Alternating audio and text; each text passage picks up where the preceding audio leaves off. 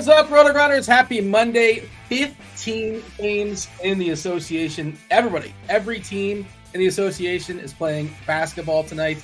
Two distinctly different slates, of course. DK cuts it off at 8.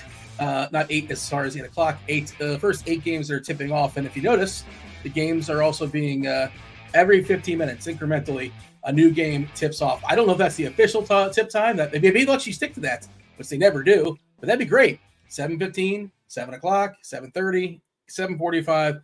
Every 15 minutes, a new game. At least it locks. It'll lock on a DK. It'll lock on a FanDuel. FanDuel, of course, including all the games.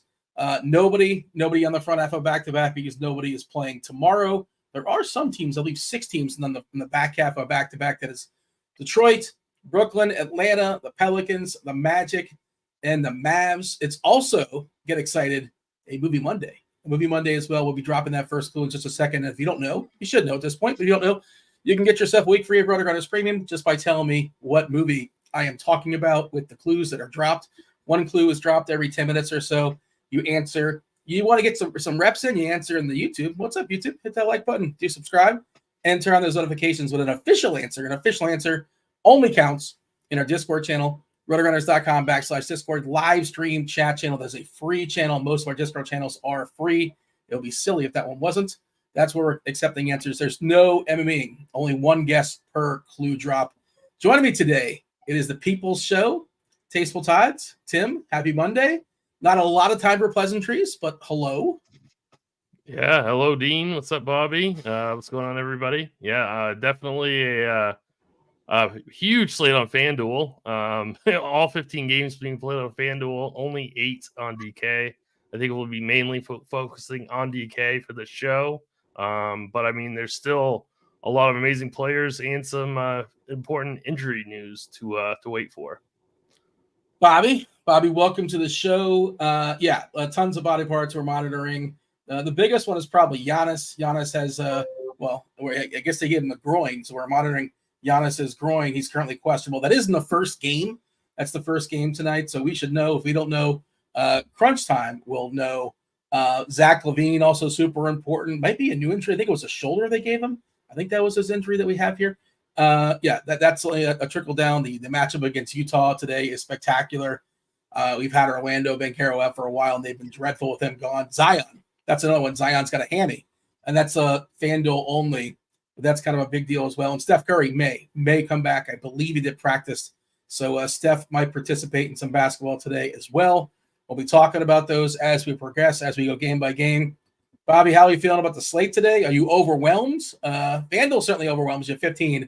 DK cuts it off at 8, making it a little bit easier. How are you feeling, Bobby? Feeling pretty good. Excited to kind of break down the slate. Was having internet problems, so that's the reason why I'm currently a little bit overwhelmed, but it's not really due to the NBA slate. Nice to have NBA. No NBA tomorrow, so it's good to get some action out there tonight, I would say. Did you lose me? I think Dean is muted. Muted. Muted. That's all right. We got it. Okay. Hit the under on 1.5 mutes. That's it. There's no more mutes the rest of the show. It's supposed to be a professional over here. Smash the under. The under is a lock. We're not even going to touch the mute button, even if we have to cough, just to make sure the under does come in. But yeah, I do want to mention, get your clues in, get your guesses in. If you bink it in one, critical is the first clue. I didn't even tell you what you win. You guys know, but some people don't. I suppose there's one person out there. What do you win? Why even bother guessing? Tell me what movie we're talking about, and you get yourself a week free of RotoGrinders Premium. Football, baseball, basketball, hockey, all the sports you can think of, everything with the exception of NASCAR. NASCAR is a la carte. Okay. Tim, anything we should say as far as big picture? Celtics are going to be pretty popular on this slate. The absence of Jaylen Brown, the matchup versus Atlanta. Atlanta plays super fast. They play, they give out the most threes as well, I believe. And Boston is a really, really good three-point shooting team.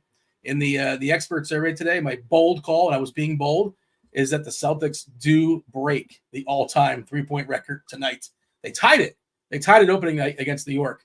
I think it's 29, if I'm not mistaken. I was just going to ask you, what's the number on that? I have no clue.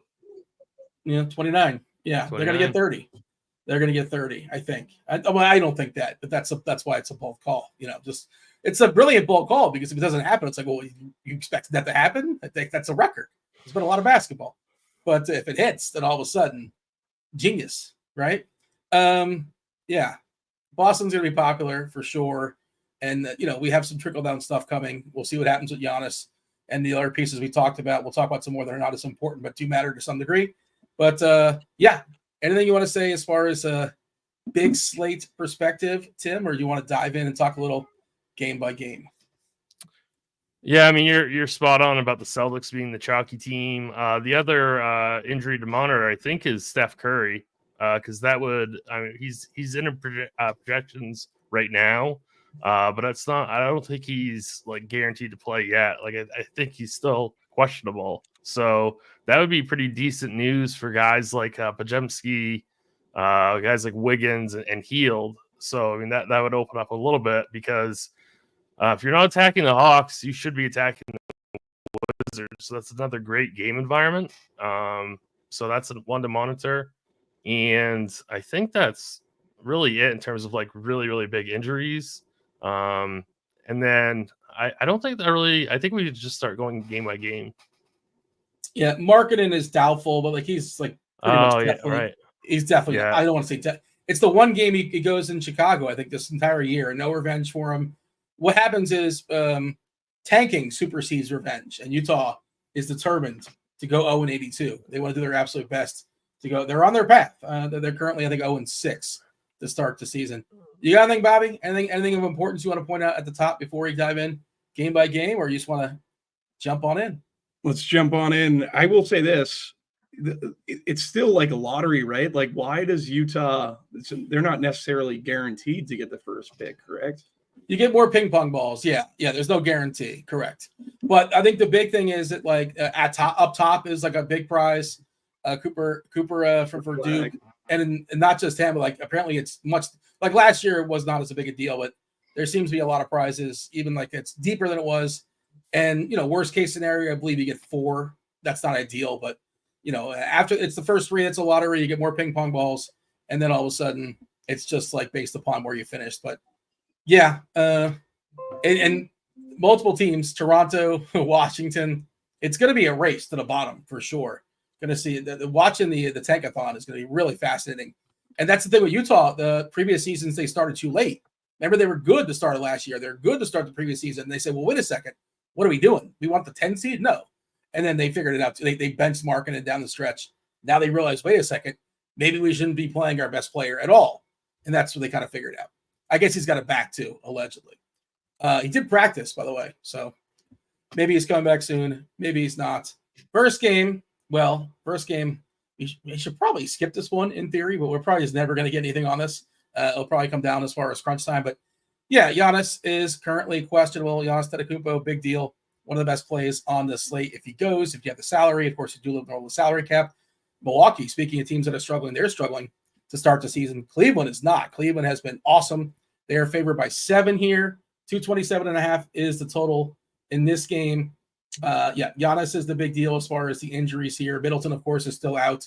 LeVert, I think LeVert is officially questionable here. Yeah, and Dean Wade, I think he got ill, so he's questionable as well. He had the fish at lunch. But the big one here, Bobby, is Giannis. If he doesn't go, the usage for Lillard would get pumped up. The usage for Bobby Portis probably gets some more run, and the blowout opportunity probably would escalate as well.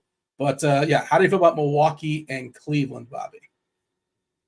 Yeah, for me, I think the majority of it, like, I think Donovan Mitchell's a very good play, someone I want to get to, at least over the field. Like, what are we showing for ownership? I don't think it's going to be too high. Same with Evan Mobley. I like Evan Mobley a good bit. But mainly, like, it's the Giannis news that we have to really figure out. If Giannis wasn't to go, I think Damian Lillard pops a good bit. But then again, like, I question how much I want to get to a guy like Lillard, just because I don't think the ceiling is the same in Portland, but you're removing Giannis's usage. So probably at the end of the night, if Giannis is out, someone I'm going to be overweight on, I would imagine. But yeah, that's pretty much how I'm kind of viewing it. Lillard would be someone I'd be interested in, and then if it would be dependent on if Giannis is out. If Giannis plays, well, I'd be at the field on Giannis and more interested in Mitchell and Mobley. Tim, what do you got as far as Giannis, as far as Milwaukee? What if he's in? Are we interested? Cleveland is playing faster this year. They're not like flying, but they were very, very slow last season. Their pace right now is 11th, which is, definitely a boost from last season. Milwaukee's not been great defensively. We knew about that last year when they traded for Lillard. They traded offense for defense. Losing Drew Holiday was a hit as well. They're currently, 8th best this season? 8th worst. I'm reading it. I'm saying it incorrectly. Their defensive rating is the 8th highest. Lowest. High. It's a high number, which high is bad. There you go. That's a quicker way of saying it. They've not been great defensively. How about that? What do you got, Tim? Cleveland and Milwaukee. Yeah, so I'm treating Giannis as it relates to guys like Anthony Davis and Tatum, because they're all in that same kind of price range. I prefer Tatum in a vacuum. I also think I may even prefer Davis over Giannis just because of the matchup. Like, I know that he just crushed the Cavs in the last matchup, but this one's in Cleveland. I think I'd rather spend the 10-8 on AD over Giannis. So I think I'm out on Giannis. If he sits, though, I mean, I'm going to get to a ton of Lillard, 8,900 total smash play. I would get to a ton of Bobby Portis as well. But really, that would be about it. So if Giannis is in, I'm out on all of Milwaukee. And if he's out, then I would be getting to Lillard and Portis. So I pulled up, we have an if-then setup, or if Giannis is out. And I don't know, maybe producer Steve, can you send a message to somebody? We don't have Lillard in here for some reason. I don't know why. Because I'm like, why is Lillard not popping? Well, somebody forgot to put his name in there as far as the projections if we happen to get Giannis to sit. But the only guy in the positive, because I was surprised, Tim, to only see one guy in the positive, that would be Bobby Portis. He would have like a DK projection around 36, FanDuel around 35. And I'm like, where's Lillard? He's just not listed there for some reason. Maybe, I don't know. We can figure out how to get that updated at some point. Or maybe we just get an update that Giannis doesn't play. We probably get an update 90 minutes before the game starts. And that update is probably game time decision. So it's probably a worthless update. But that's just how it's going to go. Ownership-wise, you kind of alluded to it, Bobby. You're asking about it. Not a very popular game as of right now. We're seeing the most popular player being Mobley on DK, 11%. Giannis around 7%. Mitchell around 6%.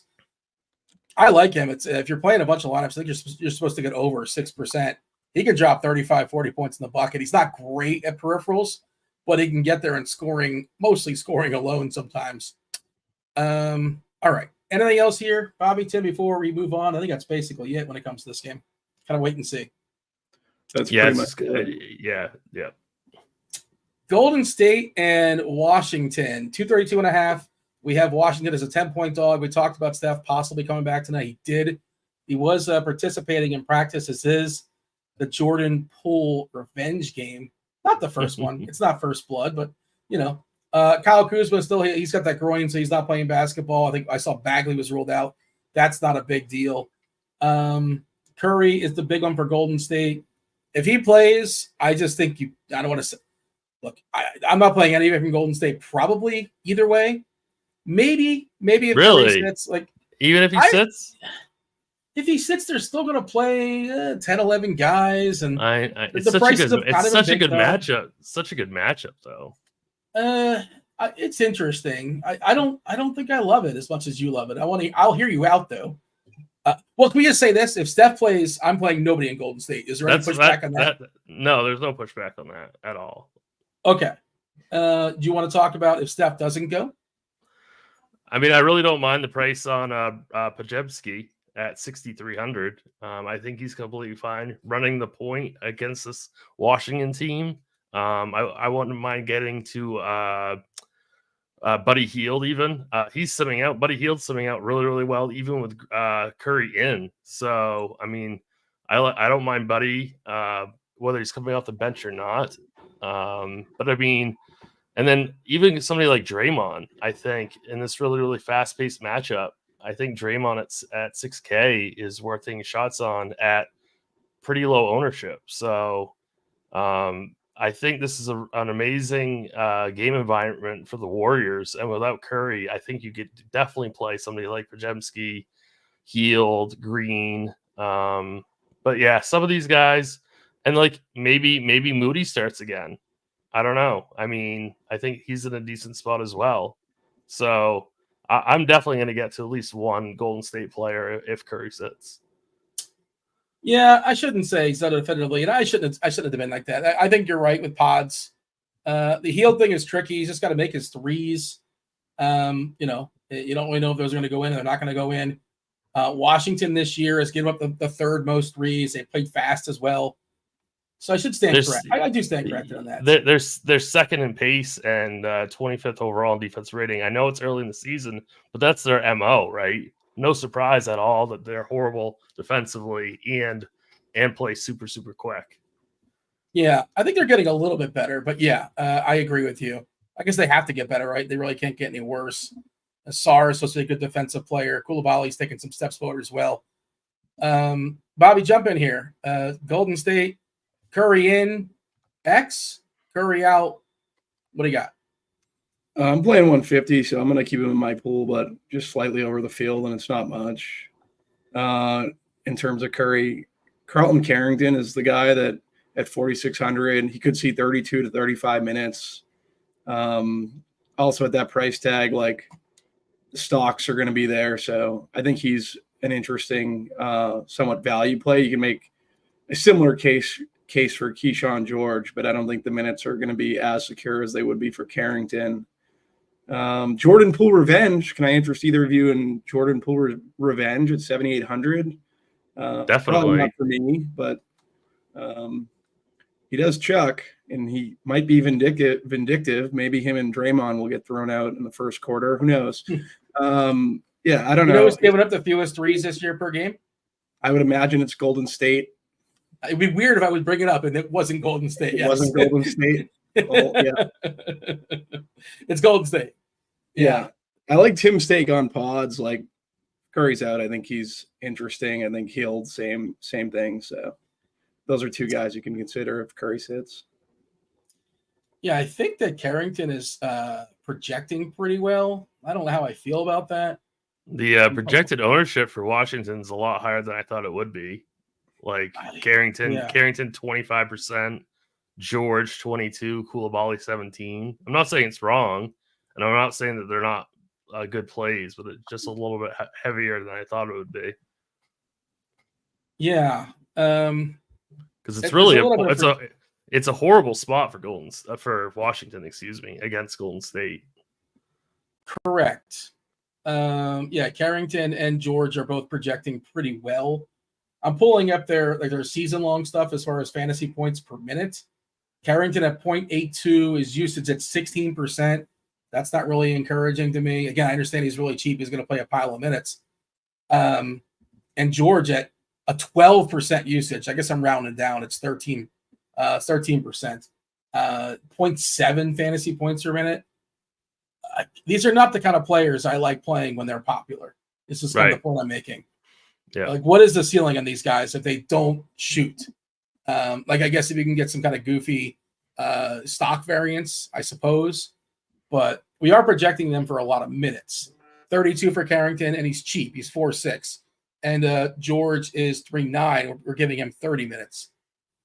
And I think those guys will play mostly some blowout stuff as well, because why not? I wouldn't think those guys might stick around a little bit longer if they're getting blown out. Koulibaly is probably my favorite, but he's also the most expensive outside of Poole, which whatever, you're just shooting for 30 points or so. But he's 5'7", maybe a little bit of meat in that bone. It feels like he's taken a step forward this season. I do like him a little bit, but I don't know. I just don't like this game as a whole. I like other games essentially. And that's kind of one of my strategies tonight is sort of hone in on the stuff that I like. And I'm not fully crossing it off, but if these guys these cheapies are, going to be somewhat popular on such a big slate, but Dean Wade and Karis LeVert are still questionable. That is not helpful in any way, but okay, just wanted to give that update. Anything else of note here as far as Golden State and Washington, boys? I think that's good. I think we're Let's good. go ahead. Let's drop this second clue for Movie Monday. I don't believe anybody's guessed it. It is not Leprechaun in the Hood, which is a spectacular guess. Gregorius the Wise, it's not Bulworth, but I see what you're doing there. Not Napoleon Dynamite. It's not The Bourne Identity. It is not Armageddon either. But the second clue for Movie Monday is Skate. Critical. And but I don't need to tell you guys, just in case, if you know it, just don't blurt it out. I know you get excited sometimes. Tim was talking pre-show about how good he is at getting these. Very good critical thinker. But yeah, if you guys don't, just type it in our chat. How would we know it with these clues? Once again, like, these are terrible clues. Critical and Skate. Can't even imagine where you're going with this, to be honest. It's not John Q, or it's not Welcome to Mooseport, which is a movie I've not thought about in 20 years. But good guesses being dropped here in the Discord channel. Next game, this should be a fun one. This is the one I'm most afraid of not having enough of. This is what I answered in the expert survey. And yeah, Lakers in Detroit, 227.5 is the total here. Lakers are 7-point favorites. As far as the injury report, as far as who is in and who is out for the Lakers, they did Davis has a hip, but he's probable, so I assume he's going to go. They upgraded Russell. Russell's probable as well. Reeves left the game last time out, but he's fine. He came back that game too. He's got an ankle. He's probable.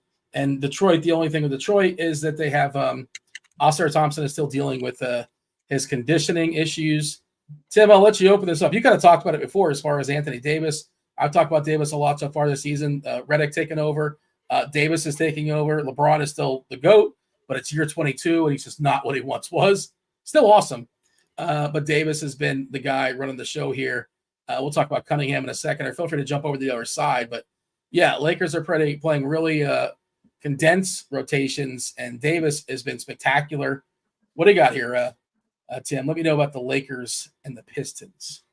Yeah, I mean, the offense is running through Anthony Davis now. It's everything to do with Davis. I think in terms of like ownership and price, I think I like AD more than Jason Tatum, which we'll talk about in the next game. This is an absolutely amazing spot. I think this game could also stay competitive. I think Pistons played them hard. I did bet the Lakers -6.5 last night when I was recording the morning grind with Stevie. But I really like Anthony Davis. He's my favorite player on the slate. I wouldn't mind getting to Austin Reeves also. He's simming really well currently. I'm getting a lot of Austin Reeves at 6,200. He's only going to be about 14%. And then I absolutely love doing a Cade run back in this spot, or like a Duran run back and play double center out of this game and just go Duran, Davis, and Reeves or something like that. I mean, Cade is obviously in a really good spot. I was surprised to see his ownership this high, but I agree with it. I think he's a very, very strong play. Cunningham is one of my favorites, like, you know, middle to upper price range players. You mentioned the Jalen Duren thing. We finally saw him get loose and have a big game last time out against Brooklyn, played a pile of minutes. The thing with him, and you never really know how to predict this, Tim, right, is he could be handsy, and he's got to guard Davis and LeBron coming through. And I could just see two quick ones in the first 3 minutes, you know. You can't assume that's going to happen. But I especially if he gets an early one, I'd be nervous the whole time watching him. But I don't mind it for tournaments, and the price dipped a little bit from the start of the season. This was a 7K player to start the year. He hasn't paid it off until the last time out. But Cade's been spectacular too. Bobby, your thoughts here as far as Detroit Lakers. Are we enthused about this game? If so, which players in particular? Yeah, it's going to be AD mostly and Cade for me. AD, I think between him and Tatum, I think I'm leaning more Tatum than AD currently. I still think AD has a phenomenal ceiling on this slate. In terms of run backs, I really like Cade. Just going to get the Austin Reeves matchup. Good. Just a good spot for him. And I just think he's another player that we haven't really seen the ultimate upside of Cade Cunningham, like 8.4. I that price tag, I'm fine with getting over on Cade. Duren, I like the Duren called 5.8. I think D'Lo at 5'6" is an interesting price tag for D'Angelo Russell. I think I prefer him to Reeves tonight. Just saving the 600, and that's pretty much all I get on this game. I do want to note that Tobias Harris is projecting really well. I'm not going to play him, but projections like him quite a bit. So I do think he is intriguing for like a MME set. He started out the season scuffling, but he's come on pretty strong of late. Going to play, mid-30s minutes, assuming this game does not get goofy. I think he's fine, but yeah, nobody ever wakes up and gets excited like, oh man, I cannot wait to play Tobias Harris today. Like never. That never happens. He's coming in about 20% ownership as well. Cunningham will be pretty popular too, 23%. This stuff will get a refresh. This is from 440 or so. More news is going to come in. So, grain of salt, understand you got to keep an eye on this as we close in on lock. Just interesting that LeBron and Davis both in the single digits. You're getting a significant discount to LeBron too at $9K, $10,800 for Davis. But, ideally, if you have the salary, you should prefer Davis. Do we have any interest in Russell at 5'6"? Bobby mentioned him in passing. Yeah. Every once in a while he has those games, but you never really know when it's going to happen. What do you got, Bobby? Detroit can be beat by point guards. So that's why I know his usage is kind of slacked relative to last season, but saving that 600 off Reeves, I think is interesting. I think I'll be over on Russell. Kevin Huerter officially out. Yeah, he's not feeling particularly well. He had the fish today.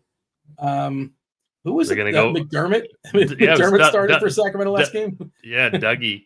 They went to Dougie. He played him. Yeah, he played 15 minutes and it looks so bad. And Monk destroyed that game. Mm-hmm. Monk absolutely crushed. At 5,700, point guard, small forward eligible, even against the Heat. I think that's still a decent spot, but we'll talk about that game later. Yeah, Monk basically will come in and play like once he's in. I think. I just can't believe. I thought they liked Keon Ellis, but I guess they don't. I don't know. It's weird. Yeah, that was weird. That was a strange thing to start McDermott, and I don't think there's ever any chance McDermott was going to play starters minutes. He was just out there just because they didn't want to mess with the second unit, I suppose. But yeah, and like he'll hit a three. And by the way, did you know before? Who knew that McDermott was on the Kings? He was even on the Kings. I didn't even know he was still in the NBA, to be honest. Well, there you go. Yeah. Yeah, we'll talk about it. Our projections, I assume, will change. And I'm guessing we're going to give a bump to Monk, but we shall see. By the way, Bobby is participating in our movie guessing. That's a good guess, Bobby. It is not Lords of Dogtown, but I can see why you would guess that. Did you like that movie? Did you like the documentary? I just Googled Critical and Skate, and that was the first movie that came up. Unbelievable. Yeah, I'm just. It's your clues. They're not great clues. I can have a great guess, but your clues aren't the greatest. See, you luck box into a great. You're using good game theory, but yeah, nicely done. It is not Juno or Slapshot or I, Tanya. I see what you're doing there with that, Tanya, or Castaway. But yeah, lots of guesses dropping here in the live stream chat channel. Let's go ahead and drop the third clue. Let's give the third clue to the people. Get yourself a week free of RG Premium. Tell me what the movie we're talking about. One guess per clue drop. The next clue is dropping right now. And it is, Bobby, get to Google. Get ready. Critical, Skate, and Night. With an N, I should say. If you're just listening and not actually looking at the screen. That could change some things. Okay, let's move on, boys. As far as our next game, it is going to be Boston. Bobby's Boston Celtics taking on the Atlanta Hawks. 231.5 is the total. Atlanta is an 11-point home dog. Lots of injury stuff as far as this game. That's why this game is super interesting. No Jaylen Brown, of course, for Boston. We saw them start Cornette alongside Horford last time. We're expecting the same thing for Atlanta. DeAndre Hunter is hurt. Krejci is hurt. Bufkin is hurt. And Bogdanovich will be out for a while. So they are pretty thin. I know that they gave a Kungmu. I think they gave him like a toe yesterday. That was just like back-to-back stuff. I don't know why they just didn't say rest I think they just gave him a toe, but doesn't matter. He should be back. I think he's off the official injury report. Should get a 5:30 coming in now. See if there's anything new. See if anybody reports or adjusts. I'm giving a refresh now on the NBA.com. But yeah, Bobby, you mentioned you like Tatum more than, I think you said more than Davis. Now that's kind of, we're talking about big spends. And Tim was saying Davis. I think he said Davis over Tatum. I am on the Tatum side as well. But you want to give the sales pitch for Tatum and the Celtics? Yes. With Brown out, Tatum's seeing a 6.6% usage rate bump. You're just taking out a guy like Brown who's usually going to eat into Tatum, and it would be more like get me as much Tatum in this scenario as possible. I can see the argument for Davis just because he's Anthony Davis, right? But for me, with having Jaylen Brown out, I'm just leaning towards Tatum. In terms of value, I think Luke Cornett's probably going to be pretty chalky, I would imagine, at 3.9. So he's someone I'm getting a real good bit of. Also looking at Sam Hauser at 3.5 if he ends up starting. And then there's Pritchard and Holiday. Holiday's at 5.4 on DK, and he should see a significant usage bump with Brown out. So like Drew a good bit. Missoula has been like playing Pritchard into Drew's minutes. Yeah. So I guess there's a case for Pritchard as well. But I think both are strongly in play. A lot of Celtics tonight, I would say. Yeah, that's kind of the question I want to have. I think this is one of the most important teams as far as the slate, and I want to bring Tim in as well. How many Celtics is too many Celtics? And I guess first, Tim, are you playing cash tonight? Yeah, I am on DK. Giannis is out. Okay, we'll circle back on that. That's important.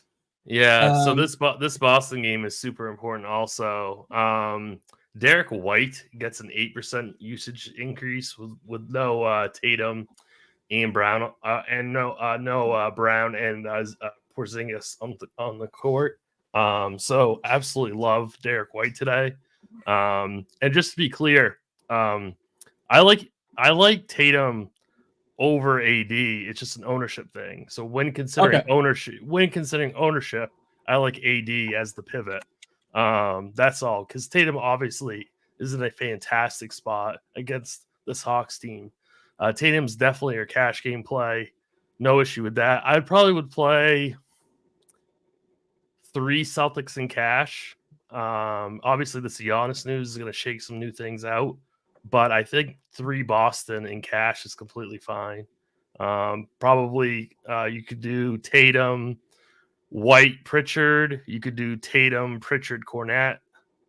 Some are getting 4, by the way, for the record. And this. Oh yeah, no, I know. Yeah. No, I know. Yeah, and they're simming out really well too. So I mean, Boston's clearly in an amazing spot, and they're not being over-owned either. Getting a ton of Cornette and Sims, which scares me a little bit, but he's in a fantastic spot.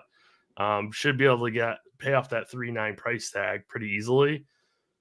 So I would say Boston at least 3 in cash, no matter what this Giannis news does, because all this is going to do is put like Lillard in optimals and perhaps Portis as well. Yeah, perhaps Portis and maybe even Prince. Prince might project pretty well now. I know that's bad, but what else is he going to take? What else is he going to take? One more shot? Like maybe? I don't know. I don't know. But I didn't really think about him. Like he's going to be out there for a bunch of minutes, but like, is he going to do it? He's the old PJ Tucker, right? No, he's better than Tucker. Well, I'm rounding down, I guess, but yeah. We'll see what the projections say. On FanDuel, you mentioned, we talked about it a couple times as far as Cornette. You can run 2 centers on DK. They're kind of liberal with some of their, power forward / centers. So you can get a couple extra bigs sometime, but only 1 center, Tim, on FanDuel. I think I'm less likely. I'm not playing FanDuel tonight. It's too many games, too much content. No, I wish I could, but I can't. But I don't know how quickly I would be to spend down on Cornette. And if he gets like 25, that's not killing you, but is that enough? I guess it also depends upon, it's like a multiple prong question, because what are the guys that you spend 10K on? What do they get you? How do you feel about Cornette on FanDuel as your only setter? I ran the Sims on FanDuel. This is obviously before the honest news. And Yeah. he is my third highest exposed player at 54%. So Sims like him. It makes me feel a little uncomfortable. But you can play guys like Tatum, Lillard, AD, all away from the center position. So it kind of makes sense. So, I mean, I don't hate it. We obviously have to rerun a bunch of stuff now. But I don't mind Cornette.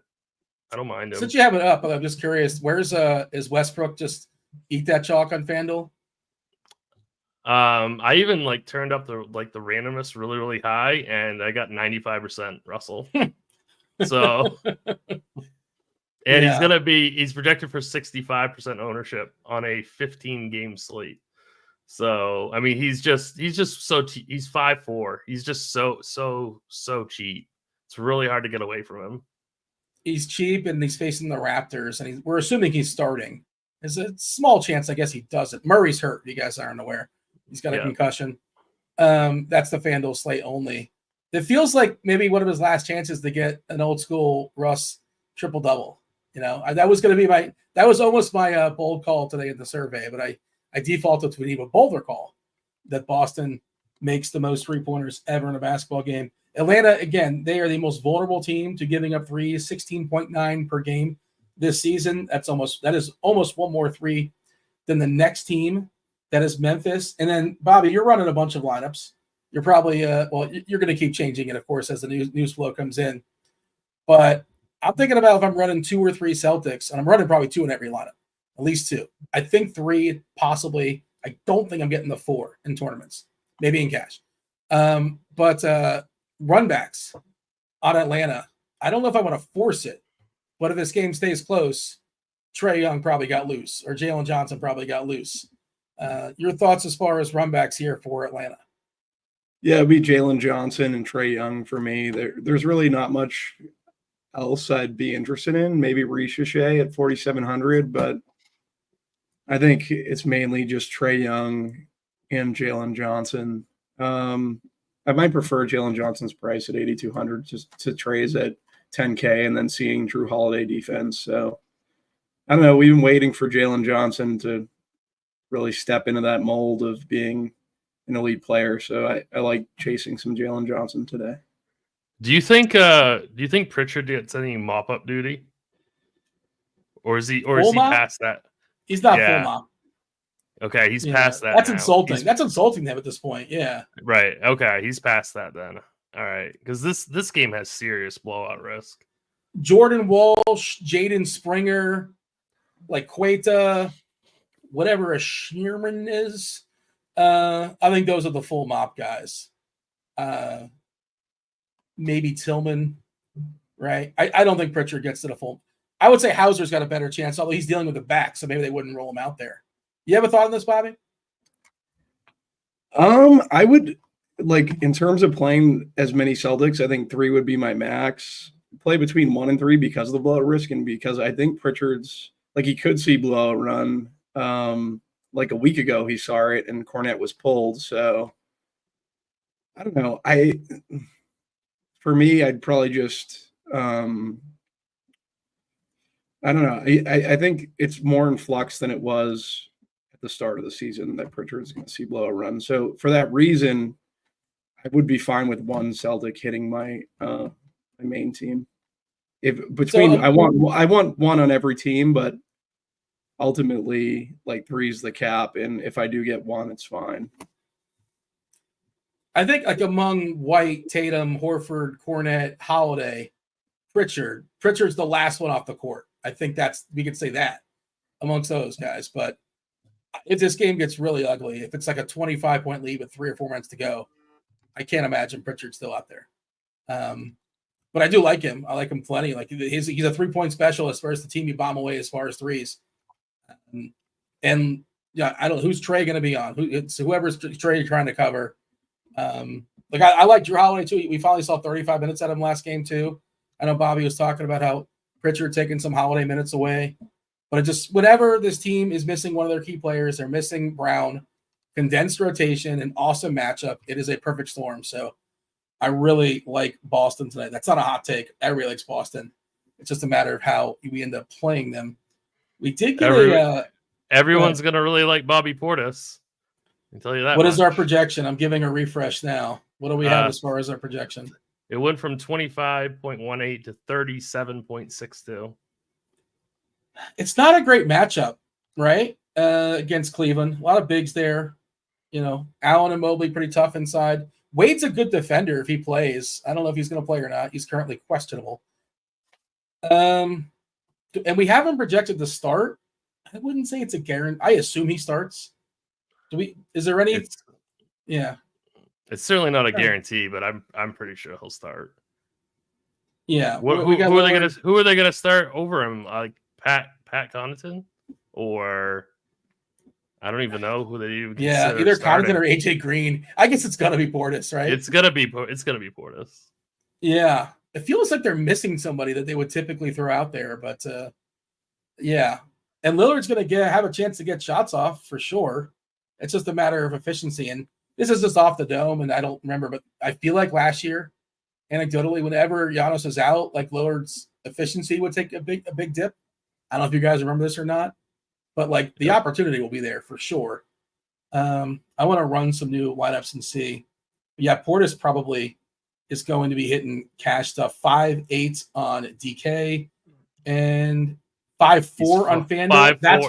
That's where it's just like Lock City. Yeah. And he's power forward center, so he's gonna be like with Westbrook. Would we have more interest in Mitchell now because you're taking Giannis out of basically, like, Giannis isn't on the court defensively, and he's getting Lillard, so it's going to be pretty much drive and score for Mitchell all night, I would imagine. I think the matchups for all these Cavaliers have now greatly improved. Yeah, we got a question in chat about Evan Mobley also. I like him quite a bit now. Pretty cheap. 7.2, I think, on DK, 7.7 on FanDuel, 7.3 on DK. But I do like Mobley quite a bit now. Not for cash, but for like a large field GPP. All right, got to update the tags here. I got to have to tag Portis here in a second in Lineup HQ.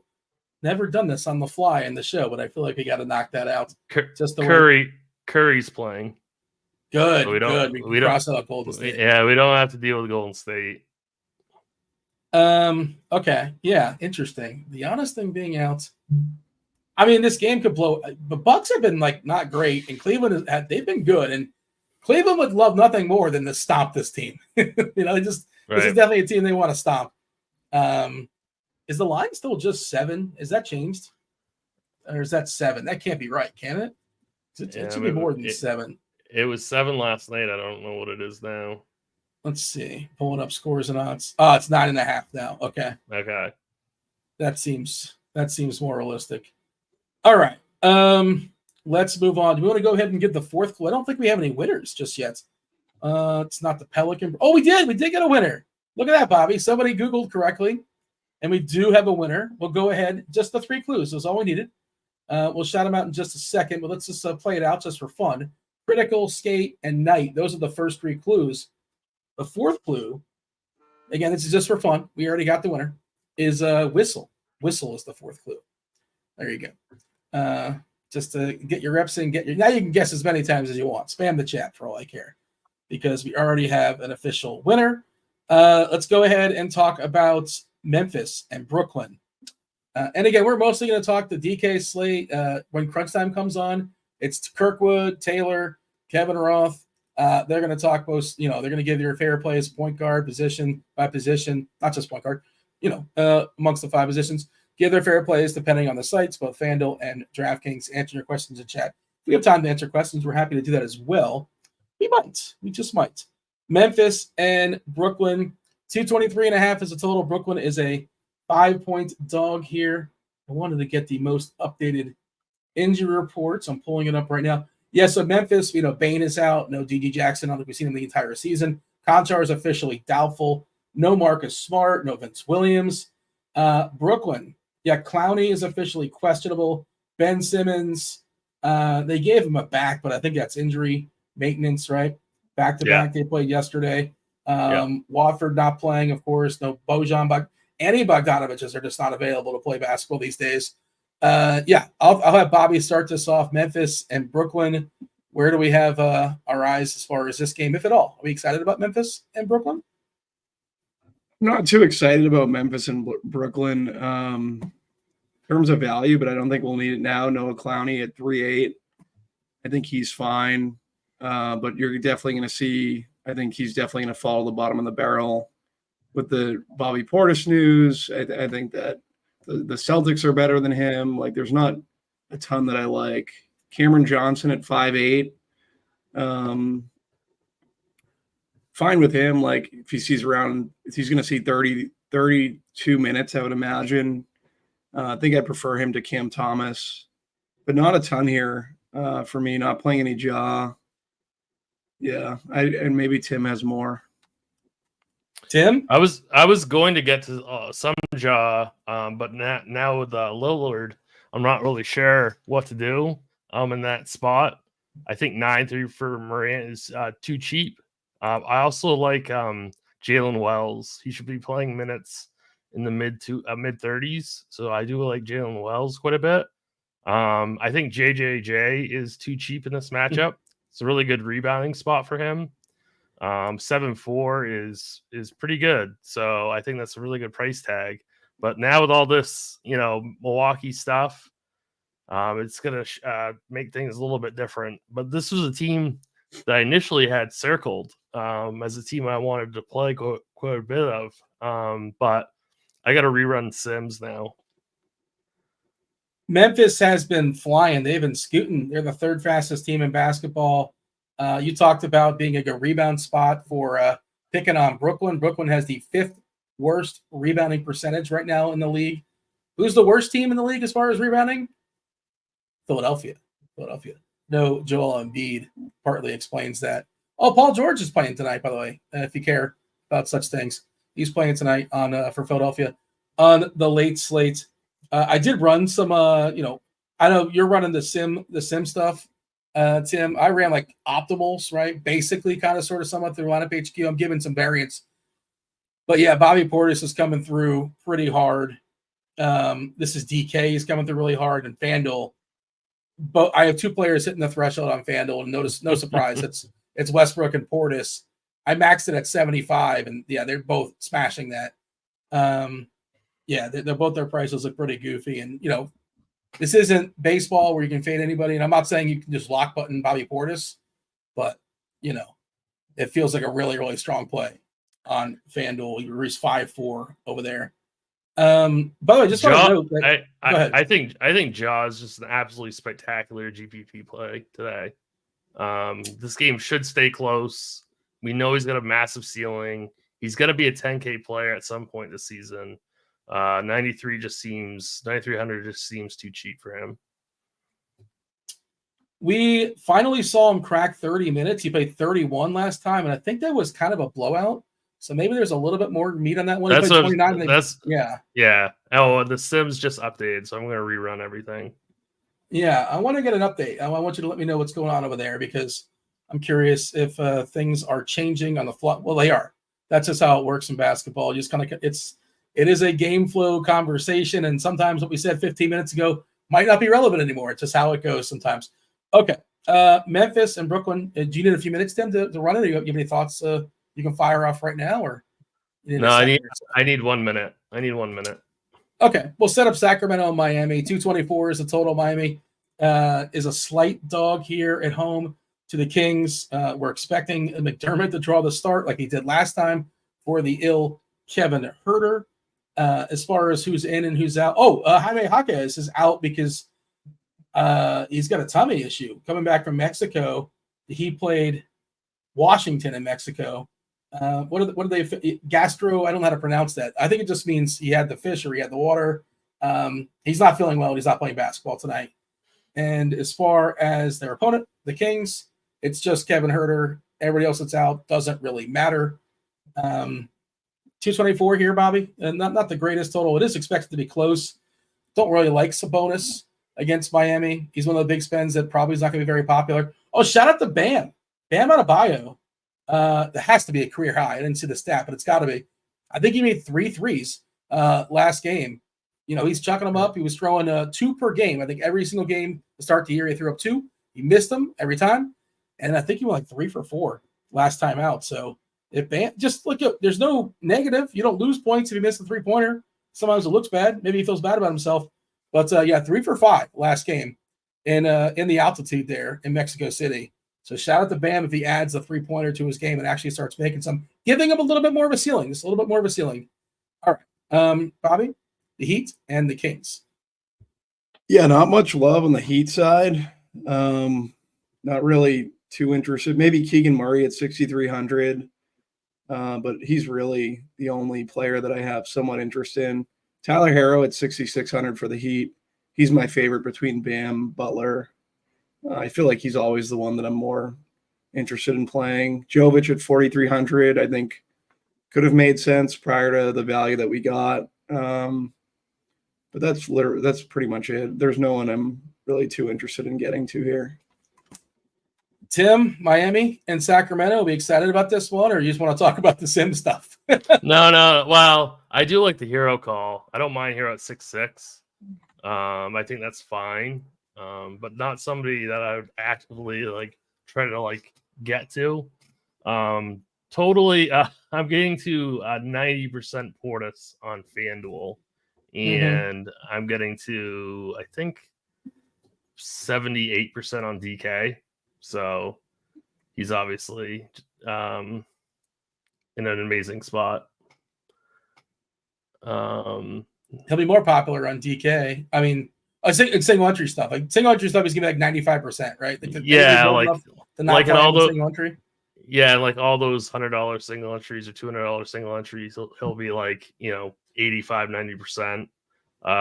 Getting to 22% Torian Prince. What is this projection? 22, 25, 27? I don't think the number has updated yet for some odd reason.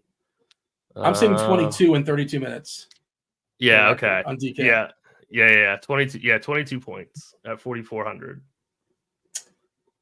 He's somebody I would love to avoid if he's going to be in any way popular. I suppose he can get hot and hit some threes, and he can, he's the classic 3 and D, right? But if that's what beats me, 5 3-pointers from Prince, whatever. I suppose it just wasn't my day. That's not where I'm at. By the question in chat, this is for Tim. They're talking about Dex is saying, should I play Dame and Mitchell in single entry instead of Tatum? Basically, I guess making a little bit of a game stack there. But I think that's going to be a thing people are going to do now. Maybe. You think Mitchell? You think Mitchell gets steamed? Yeah. Well, I think if people want to have a run back, it might be Mitchell. Maybe it's Mobley. But yeah, well, Dame is going to get played, right? Yeah.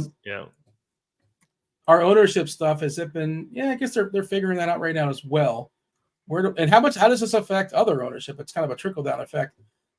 We have Portis, by the way, on DK at 47% ownership. FanDuel must be 70. I didn't look and see. But I'm gonna fire it up now. 66 for Westbrook, 62 for Portis. Yeah. Monster. We only have Dame in 11% of the Sims currently.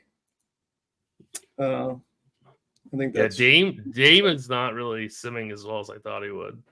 Yeah. It's more Portis. Just play Portis. He's more expensive. It's Portis and Prince. Are you considering Prince in your single entry? I am considering him, yeah. But I'm not exactly fully committed to that yet. Officially, I'm really going to try my best not to do that. Trust if I Sims, do it, Dean. Trust the Sims. RG Sims, very good, very good. It's not. I wish I believed the RG Sims yesterday for football. Those crushed. With Gino and Daniel Jones smashed also. That's all it pushed to me, and I'm like, I do not want to play either of these guys right at all. Yeah, and I was like, no Same. way. I didn't play Gino. I played Daniel Jones. I didn't play Geno. I had no interest in Geno. I had no issue with Geno, but like Jones, I hated. So I was like, no chance. But JSN fully got loose as well too, which we hadn't really seen. But should have trusted it. Should have trusted it for sure. By the way, if you want to get access to SimLabs, DFS, it's all about value. Right now, we're talking about football. We're talking about basketball. If you wanted like to get basketball premium, I think it's like $75, give or take. But like for a limited time right now, you get your first month of combo premium for $79 and change, which again, that's just $5 more than basketball a la carte. You can get football, baseball, basketball, hockey, college football, MMA, PGA. You get the lineup HQ. You get the articles, the bells, the whistles, too much stuff to mention. You get $5 more. $5 more if you just want a basketball. But hey, spend $5 more. You can get yourself all the sports for $79 and change. Should also shout out Shot Quality. If you want access to some of the most advanced NBA data in the market, Shot Quality projections on lineup HQ. It's right there on lineup HQ. You can just go ahead and just kind of toggle back and forth between Shot Quality and the RG projections. You can get them for a month for $40. The entire year is $200. If you want to test it out, you're not really aware what it actually is, you want to see what it's like, get a 3-day pass for $9 and change. Sacramento, Miami, anything else here on the team we should focus on? I know we have two more games. Dean Wade ruled out, Dean. Oh, wow. So I think the Wade thing is a little bit more significant than you might think because he's a good defender, and that'll make Portis's life a little bit easier. Levert's out too, so Garland, Mitchell, Mobley, Allen. Who's the next guy? Like Sam Merrill? Oh, Okuro is going to get some run, but he's also classic 3-and-D. He's probably going to start. He's going to start. They already announced him. They already announced Okuro was going to start. Okay. See, I think I would play Okuro over Prince. Maybe that's wrong though. Neither. And that's a question people are going to have. I'm curious where our projection is going to land amongst those two. Yeah, we shall see. I still think it'll be Prince, but I'm not positive. They both might have just a gentleman's agreement. We're just both going to stand in the corner and leave each other alone and just like not do anything in offense. Maybe that's something they'll do. We'll see. But we'll get a new projection there. But I think and Okuro is a good defensive player. And you know what? It just helps like Mitchell. He's like he might score 40 points tonight. Just fire more shots for Mitchell because Levert, when he's out there, he shoots obviously. So that game's becoming a little bit more interesting, and it's a little bit Okuro obviously a good defender, but getting Wade up the court, good defensive player as well. So opens up a little bit. We have two more games. We'll see what projections say. We'll kind of run it back and keep on going back to the start of the show because that's just how this goes. One of my favorite games is the Jazz and the Bulls. 229 is the total. The Jazz are 8-point dogs here against the Bulls. I love Levine if he plays. I don't know if he's going to be playing basketball tonight. He currently has an adductor. We know that Lonzo, of course, is out with a wrist. So no Lonzo. But if Levine doesn't go, I think Giddey and White and DeSumo all become pretty interesting. They get elevated. And really, Vuk is just going to smash here anyway. I love Vuk. He's one of my favorites, like mid to upper tier spends. The Bulls are flying, fastest paced team in basketball. I wrote about this today in one of my blurbs about Keontae George. He's been horrendous, but he has been the tank leader. They've lost games by 25, by 30, by 40. He plays 30 minutes every single game. He closes every single game because, why not, right? They're losing, and they just give him some run. The rest of it's kind of spotty. You never really know when Kessler is going to close in garbage time. Collins, they're not really giving enough minutes to. You get minutes here for Phil Bukowski sometimes. Jazang gets some run, but George has been the constant. Now, he's been terrible. Bulls also the most vulnerable team as far as giving up points in the paint. No team gives up more paint points than the Bulls. It's just like Kessler is kind of expensive, and he's the guy that could take advantage of that, though. Tim, are you as excited about Utah and Chicago? Now, they kind of fall back a little bit maybe with all the new news coming out, but I'm really excited if Levine goes because this Jazz team is horrendous. Guess who my second highest owned player in Sims are on DK, Dean? Is it a Bull? It's got to be a Bull. It's either second highest owned. Levine. Keontae George. Oh, really? Yeah. Yep. He's been fully terrible this year, like horrendous. If you look at the actual shooting stats, yep. I think I wrote like he's basically shooting like the best player at your local Y these days. It's not good. Bless you, Bobby. Interesting. I thought he was kind of sneaky. Is he not kind of sneaky? Well, no. I mean, he's only projected for like 13%. I think that'll go down as well. So yeah, Sims loves Keontae George. Don't watch him. He's not a very good shooter. I really like Walker. The ball over too much. I really like Walker Kessler in the spot also. I do love this game. The problem is that both these teams are awful offensively, so it's a little bit sketchy. But Chicago plays at such a fast pace, and Utah can't defend, so it does kind of match up to be a really, really strong game for fantasy points. So I love Kessler, George, Sexton. Levine is my favorite, followed by Vucevic, and then Giddey is fine at 6.9. But Giddey's getting like a lot of ownership, which surprises me. That should probably come down. Yeah, Levine at 19%, shooting guard, small forward. That's fine. I like him quite a bit. So I think Levine's going to be in the mid 8Ks later on this year. So I think you're still getting a decent value with him.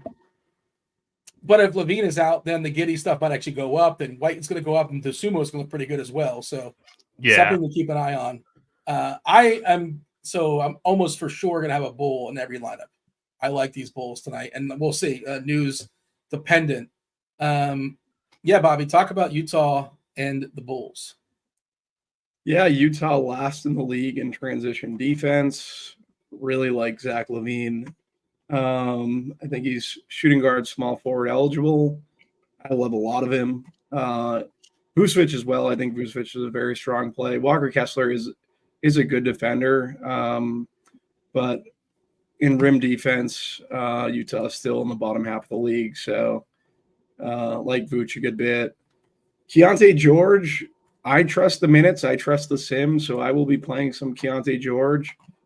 And like all these ancillary Utah guys, I think make a good bit of sense. Like Walker Kessler, John Collins, Colin Sexton. So I think I'm going to have a good bit of exposure to this game.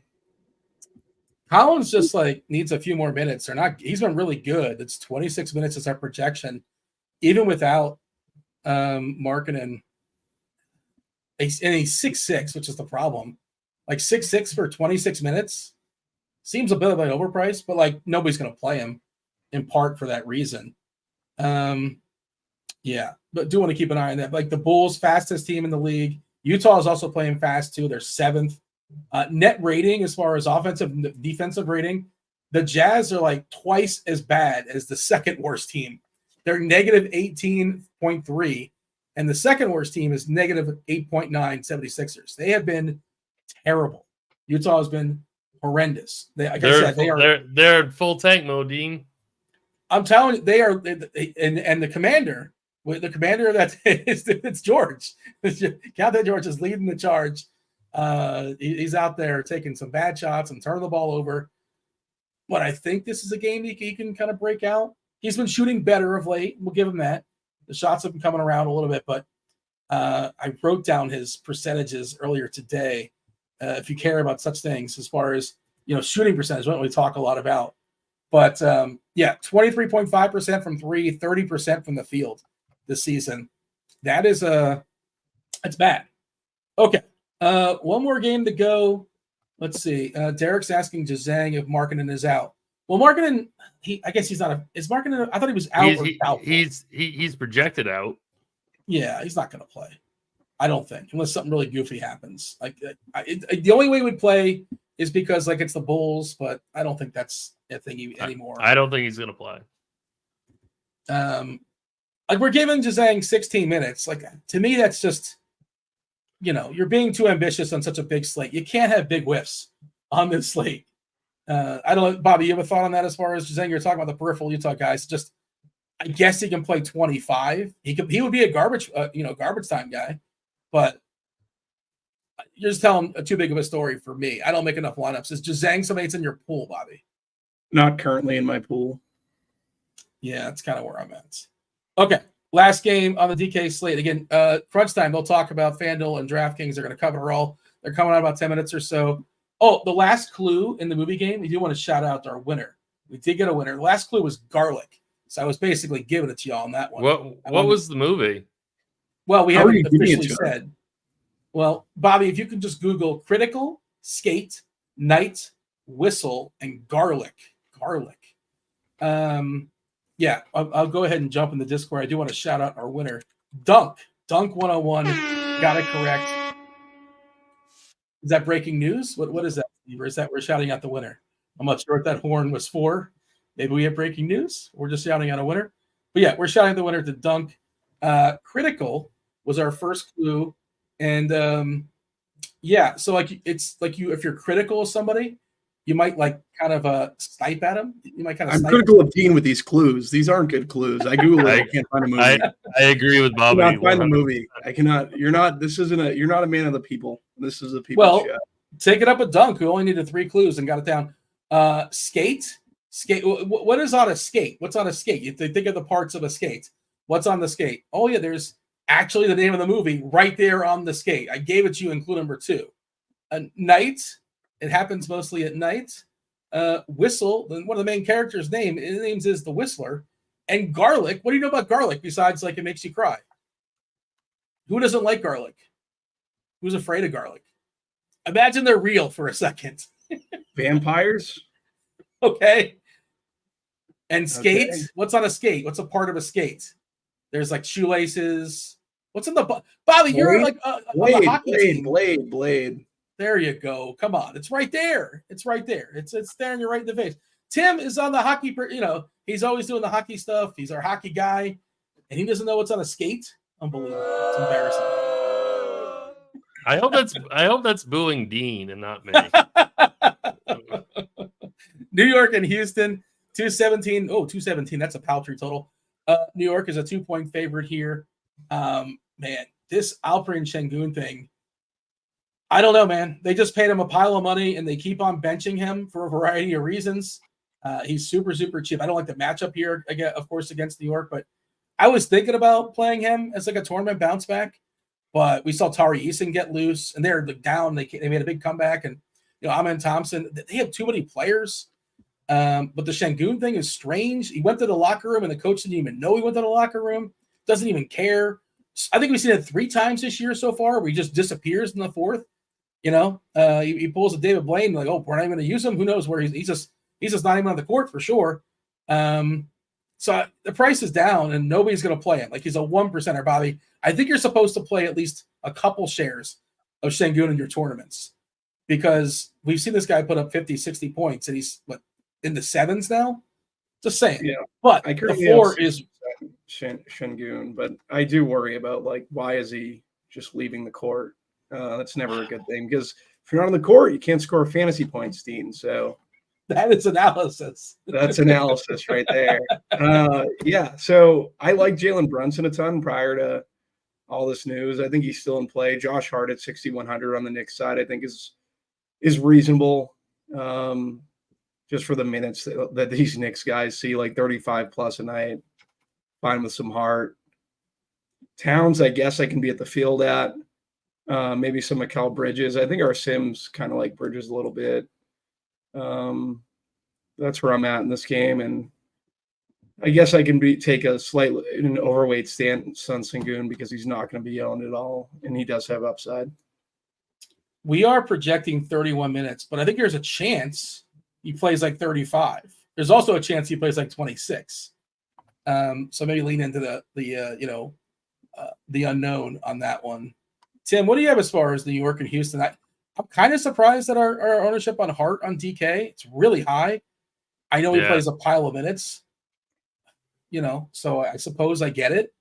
Also, he knocks out the small forward position.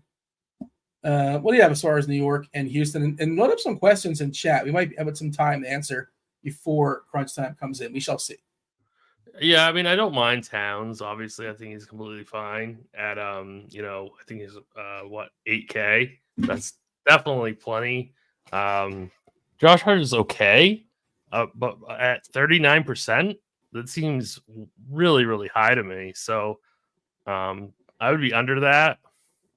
I like Şengün, but I can't get there on the slate. So this game is by far my least favorite of the entire slate. It's not even close. Nobody that I'd be like jumping to play. But don't mind Brunson, don't mind Towns. I mean, FEV is cheap. Green has a ceiling anytime, but I don't think this is a spot that he's going to hit it. So, really, if I'm looking at my team's exposure at Sims, I'm getting to a lot more Knicks than I thought I'd be getting to, but I'm getting to absolutely zero, very, very close to 0% of Houston. Basically, it's just getting a little bit of FEV for me. Yeah, I still think Houston needs to trade away a player or two, and they just have too many like usable guys that just kind of don't get enough run, don't get enough burn. Let's see what else is of note. Oh, by the way, the FanDuel slate. Tim, I know you're playing the FanDuel slate. Did you have a thought on the the Joker is still out there versus Toronto? He could put up an 80 spot if that game stays close. He can really just annihilate whatever is standing in front of him as far as the Raptors. Zion is questionable, which is a really big deal tonight. Really big deal. We don't know that just yet. That's just FanDuel and FanDuel only. Kind of stay to your computers in that one. OKC versus Orlando. Man, Orlando looks so bad with the injuries now on their team. But I'm getting to 3% of Orlando and 3% of OKC. I'm getting to a ton of Zion, but he is questionable, so that one might change. But I'm getting to a ton of Zion. Clowney ruled out. Okay. Interesting, I guess. So that's just one less rebounder for the Nets, and another like smashing like rebound spot for JJJ. How many minutes will they be willing to play Claxton? Is my question. What have they extended him at all? He has not played more than 26 minutes all season. And he played yesterday. And this is the third game in 4 nights. So who's going to get the backup 5? Well, they have other bigs that are hurt too, right? So that's Watford's already out.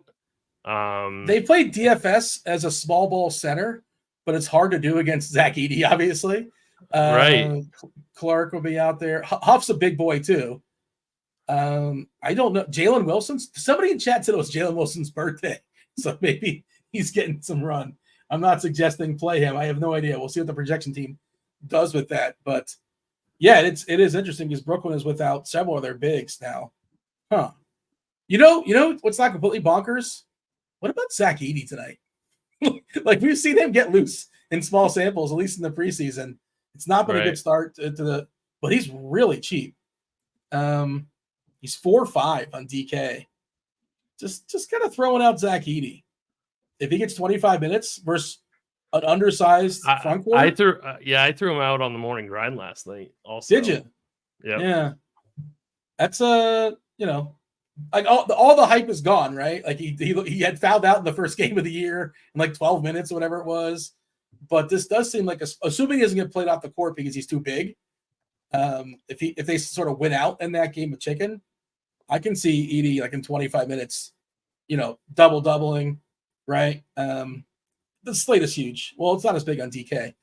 I would throw him in the pool there for tournaments. All right, Bobby, you have anybody that you're going to be like? I don't want to say lock button. Do you have any bold decisions on a guy like Portis? Any bold decisions you're making right now as far as the lineups you're making? I'm definitely playing Portis. I wouldn't be getting away from Portis, Chalk. Play the night. I'm going to go Derek White. I love that call. Yeah. I bet his over 28.5 PRAs. Oof. That's a good number. And I just bet Jaren Jackson's over 5.5 rebounds. It was our guy Butto in chat that was talking about Jalen Wilson's birthday. Let's see. Fire Martinez. Who would be your lock player under 10% owned? Basically a sleeper for. Okay, but obviously you're not locking this player. But do you have a favorite player that's currently 10% or under? Did you answer this question, Tim? Did you say Isaac? No, that was a different question. Oh, okay, never mind. Yeah, that's not even on the DK slate. By the way, we might get Gogo Batase starting today for Orlando. Just kind of throwing that out there. That might happen. Possibly. We have De Silva and Mo Wagner. These are things you don't have to worry about on the DK slate, but you do have on the FanDuel slate. Do you have Tim, somebody 10% or under that you're eyeing? And then just maybe if it's a different player, who's your favorite play on the slate? That's great. I mean, Ja is only 7.5% projected owned. I like him quite a bit.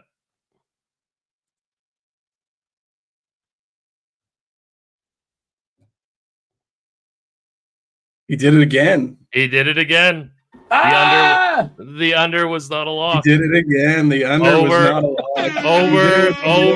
Over 1.5. 20 seconds left in the show. You did it. Did you do that on purpose? Joke's on you. I'm the banker. I was taking all those bets and smashing all the overs. Twitter would be going nuts right now if that was terrible by me. I was trying to think of the Bulls, and Kobe White is 5%. There's a 5%er that I like, and that could of course change if we somehow get Levine out, but we don't know where that's at right now. We do know where crunch time is. They're coming right now. It's Kevin Roth. It's Taylor. It's Kirkwood. Let's bring in crunch time.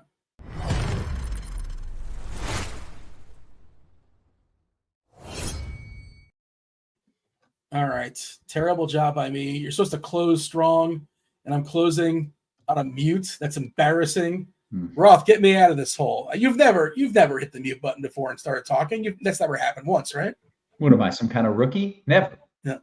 And certainly not twice in one show. No, that would never happen. It'd be horrible. It'd be horrendous. What would you just walk off the show? And like that's a I think you gotta quit. Yeah, I think you gotta quit at that point, Dean. Well, it was a good run, I suppose. You guys got 15 games to talk about. Yeah, you're gonna go around the horn, position by position. Roth, everybody's playing in the association. I'm sure you're aware. FanDuel has all 15 games. DK basically cuts it off in the middle. So we thoroughly went through the DK slate. There's more news to come.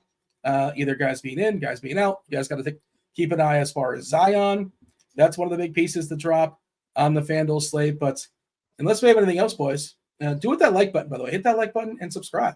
Enter all those notifications. I just saw a note that we were light on likes, probably because I muted twice. That's on me. So maybe don't hit the like button. I'd encourage it, but I understand if you don't.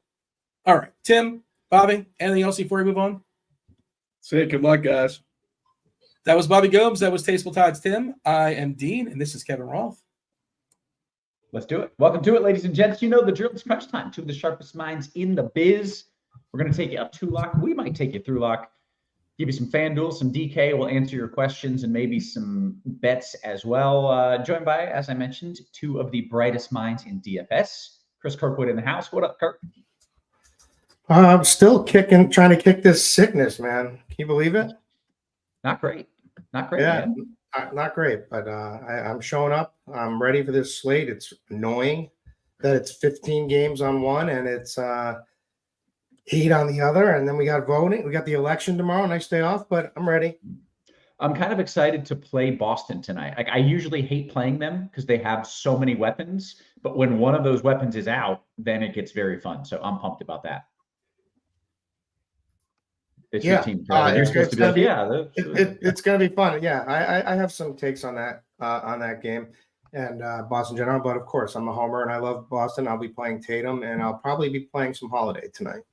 Interesting. Okay. Yeah, there's a lot of ways to go there. We got Taylor in the house as well. Taylor, how are you? I'm doing pretty well. Yeah, it's a little wild. A lot of games to get through with some news still pending, but we'll do it together. We'll all hold hands and we'll get through it together. Okay. Well, if any news breaks, let us know. Fire Martinez says, "Hey, it's going to rain. Any weather is packed."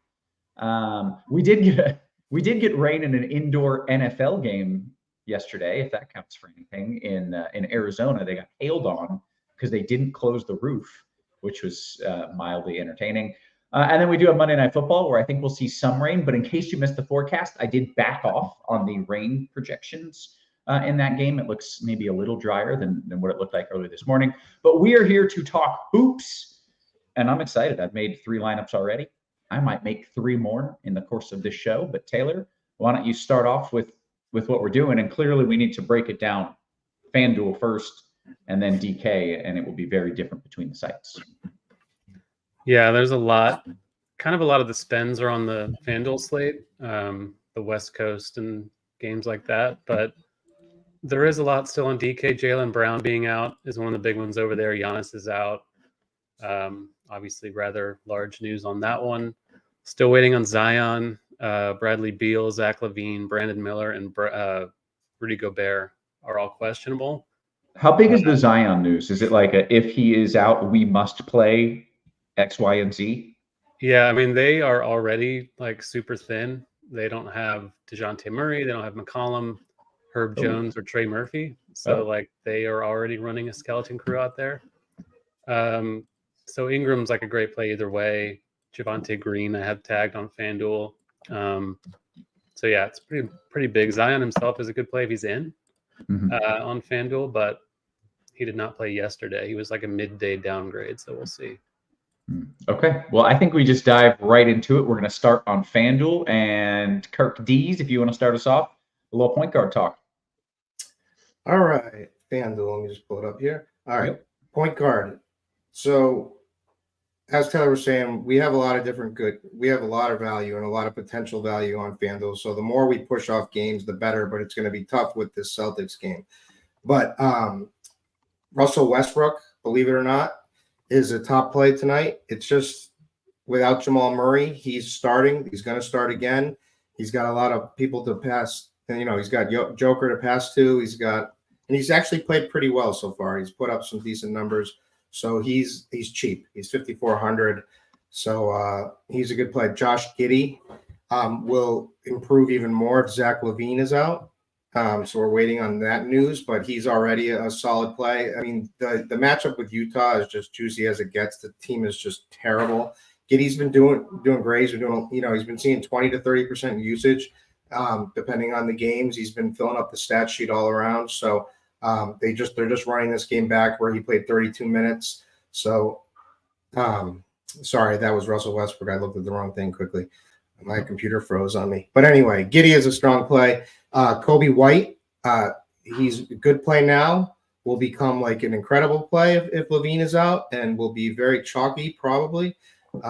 Then we've got Derek White. We've got Damian Lillard with the Giannis being out. So if Milwaukee stays in this game, Damian Lillard's probably going to have to be getting a lot of buckets, shooting a lot of threes. So that's where we're going at point guard. I like it. Taylor, you want to add a few names in there or just talk through your thoughts in general? Yeah, it's a lot of the same guys, of course. Like the Giddey call, Kobe White as well. If LaVine is out, it's going to look really good. Colin Sexton, Utah's without Clarkson and Markkanen, so he should start. That game in general looks good. It's 2 fast-paced teams, 2 bad defensive teams, so I don't mind getting to either side of it. Cade Cunningham against the Lakers going to be pretty popular, I would think. He's just a little too cheap, I think, on both sides, so he looks good. I like both of the Cleveland guards. Darius Garland at point guard, you can play obviously on FanDuel. I think he's only 6,300.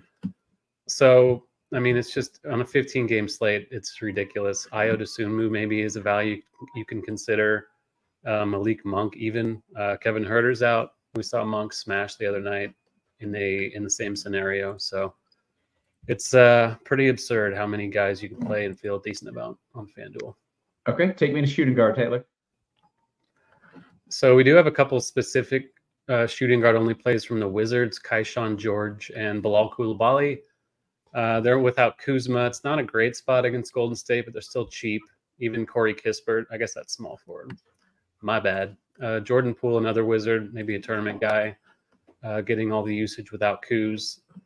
Giddey, Kobe White are the guys that stand out here the most. Derek White as well.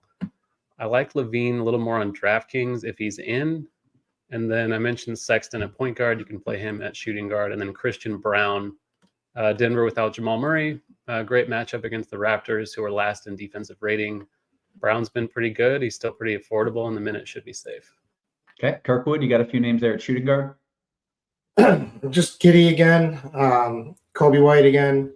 Keontae George, as he mentioned, Derek White, I love.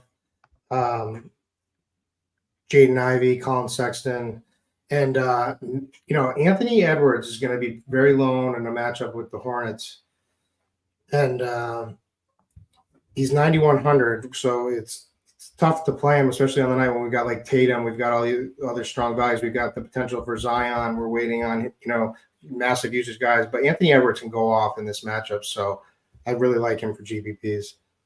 I like it. Small forward. Small forward.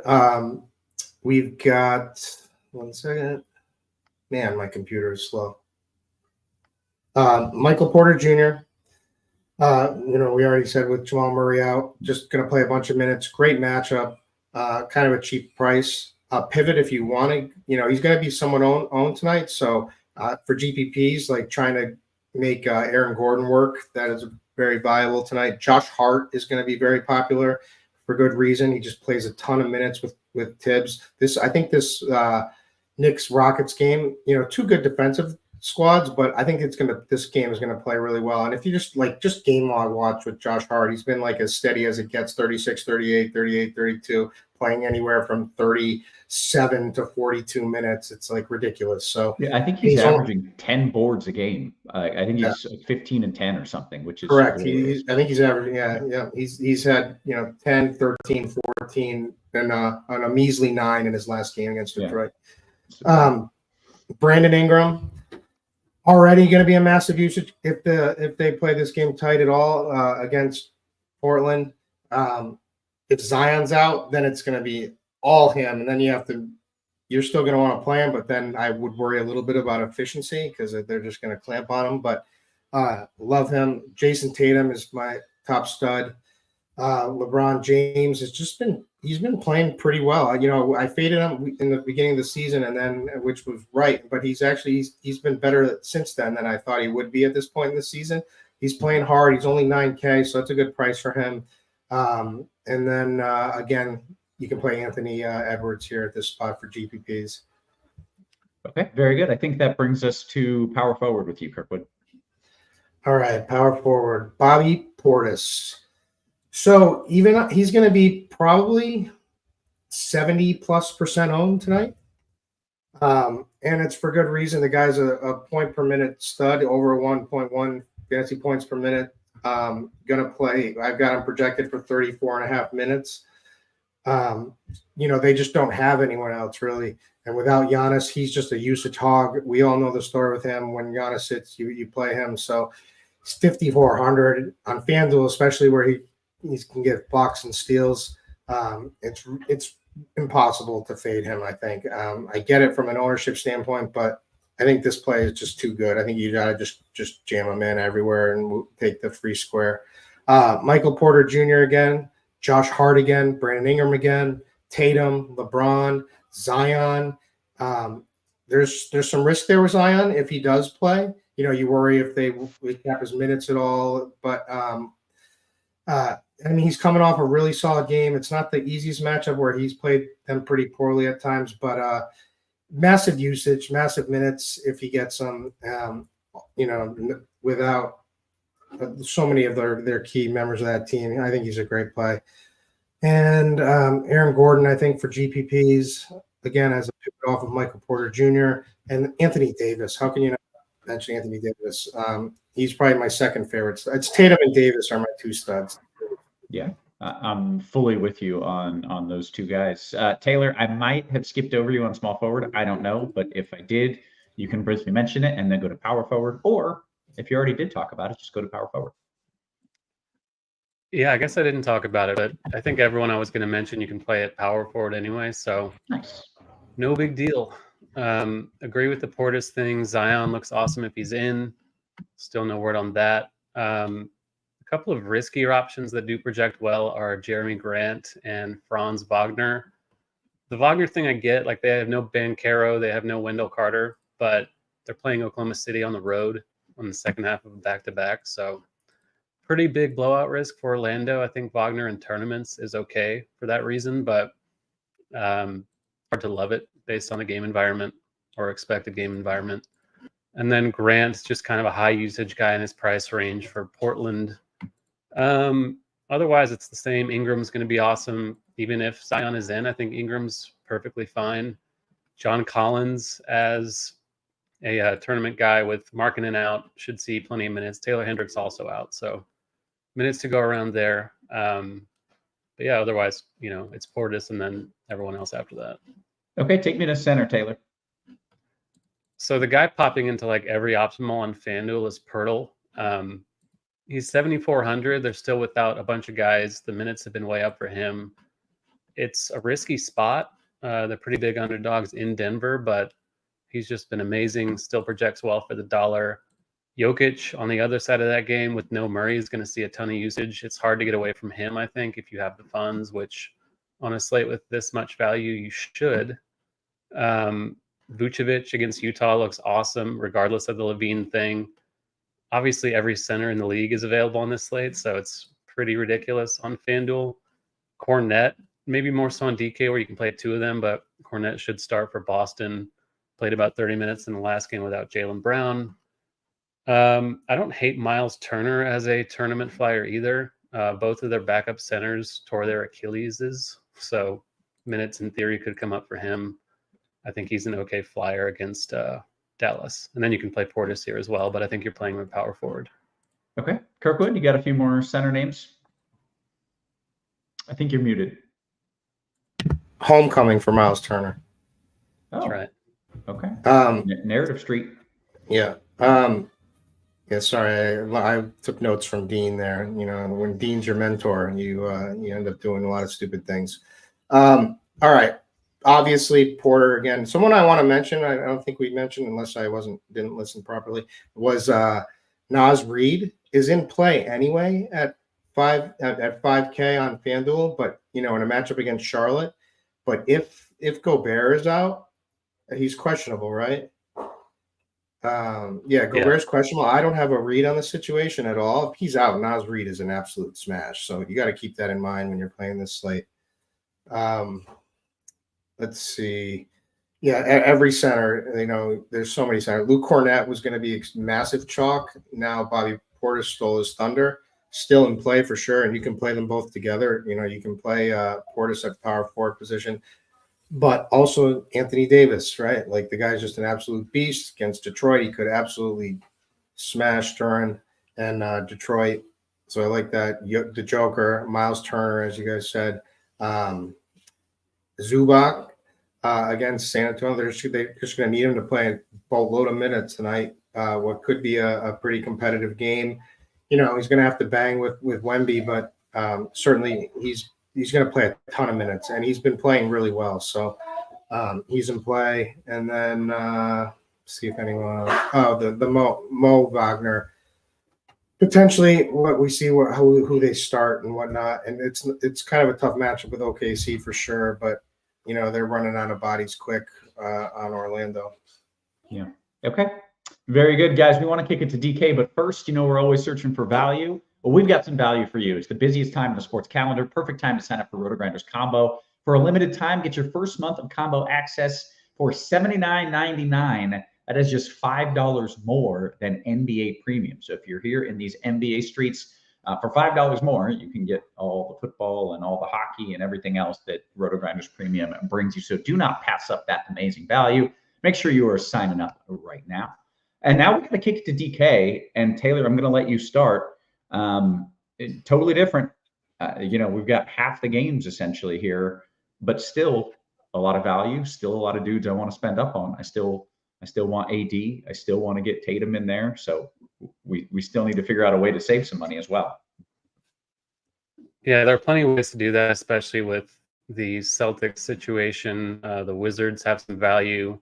Milwaukee, of course. One pay up I like is Cade, 8,400. I mentioned him on FanDuel. Lakers defense is not great, especially on the perimeter. I think that's a good spot for him. Dame, it doesn't look like he's going to be mega chalk. I think on a smaller slate, he probably would be in the spot without Giannis, but playing Cleveland, pretty big underdogs there, but still good in the tournament if he's going to be under-owned. Ditto for Brunson. I don't see a lot of people getting to him, it looks like. I think Donovan Mitchell is under 8,000 on K. It's a little silly to me, I think, against Milwaukee. And then if you want to go cheaper, you can play Carrington. He's projected to start. He's only 4,600 for Washington. So I'm full in on him. I don't know who he is. I don't know why. I have 100% of this dude. Am I wrong to be doing? I just saw a dude who's got a lot of tags at 4,600. Is that the wrong play, Taylor? I would not. I don't love it. I think he's going to be popular, and I'm not sure he should be. Like, the minutes are there, but he's not a great per minute guy, and it's a big slate. I think you can fade him pretty comfortably. So I get why you're playing him, but I am not going to be super psyched about him. Okay. And then let's see. Interesting thing on this slate is Peyton Pritchard's going to be pretty popular, but it doesn't look like Drew Holiday is really going to be, even though it's only a $200 price gap between them on DK. I think I would just rather play Holiday. If Pritchard's going to be quite chalky, I just think it's a good spot. Atlanta's like the worst defense in the league, or one of them. So great spot for Boston. No Jaylen Brown. Holiday just looks really cheap. Okay, very good. Kirkwood, I want your thoughts at point guard, but first, can you go through your favorite plays on the Celtics? Because like Tatum, and then White is my second guy, but maybe you have somebody else. No, I like nobody's gonna play Holiday, and he just got 35 minutes in the last game. It takes him a little while to get in the groove. Jalen's out. It's like he's like the same price as Peyton Pritchard now, basically. They're right in close to each other, and everyone's been playing Pritchard. Like, I think it's time to shift to Holiday in this game tonight. But I could be wrong. But it's just what I like for GPPs. But I think Derek White is probably a better play. He's the safer play for sure. So it would go Tatum, White, Cornette, and then Holiday. But depends if you're trying to get sneaky, and it's a good way to do that. Okay, very good. Yeah, and Pritchard's a fine play still, right? Yep. Yeah. All right. What are your thoughts on point guard? Damian Lillard, I love. And he just put up 66 fantasy points with, I think it was with Giannis, and they're running this game back. That was with Giannis, and if they're going to stay in this game, if in this game at all, it's going to have to be on his shoulders. Yeah. So I mean, he's just too cheap. 8,900 for like a massive ceiling potential. Yeah, he might shoot 15 threes. Like he might. Yeah, he might brick them. He might bust. He may get blown out. Whatever. But that what you're getting into. Like you're chasing the ceiling here. Bobby Portis. I'm sorry. I'm looking at my lineup. I meant to say Bob Covington that you were talking about. I tagged him earlier. It's like things have changed a little bit in this slate, so I don't think he's as good of a play, but I think he's still a fine play. He played 37 minutes in his last game. Be careful. He had a sneaky stat line because he had 4 steals. That's something that's certainly not sustainable. But he's going to be out there. Game's going to play fast. So you're looking for the minute. Like it's hard to find cheap guys for big minutes, and he's definitely one of them.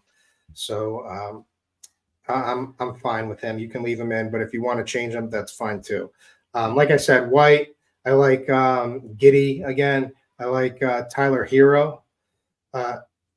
In a matchup with Sacramento, Jalen Brunson. I just like this Knicks Houston game. I prefer Cat if we're gonna get there, but like you should have some Jalen Brunson exposure tonight too. And like Taylor said, I like Cade Cunningham. Oh, and I want one last place. I think D'Angelo Russell. You never like people aren't gonna want to play him because he had a Q tag. He got upgraded to probable. This matchup with Detroit, I could see them, take like a bunch of the stars, like not playing really hard, and Russell just shooting a bunch of threes, and this could be a game where he's efficient.